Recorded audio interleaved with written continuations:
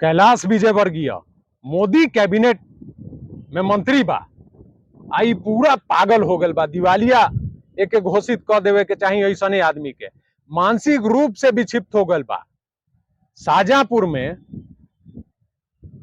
दीनदयाल उपाध्याय के जयंती के अवसर पे एगो प्रबुद्ध जन सम्मेलन होत रहा और ओमे ही कैलाश विजयवर्गीय माने भाषा के मर्यादा के तार तार कह दिलक। प्रतिपक्ष के नेता राहुल गांधी के ई कहता जे हमारे प्रतिपक्ष के जो नेता हैं वो अपने जवान बहन को जो है रोड पे चुम्बन लेते हैं। अरे जा, तोरा शर्म आवे के चाहिए। एक कैलाश विजयवर्गीय आ जौन वहां जनता सुनत या ओकरो शर्म आवे के चाहिए। सही में वो अगर जनता रही तो ईंटा उठा के या तो के मरले रहीते बतिया पे।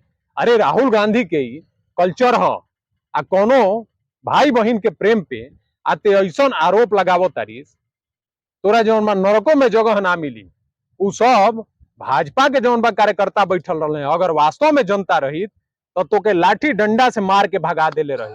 तो भाई लोग, इहे जौन बा मोदी कैबिनेट के मंत्री के बोल ह, तनी तुहू लो ए पर विचार कर लो आ कमेंट करके अपन राय जरूर दी हलो। तो बोलो बिहार की जय।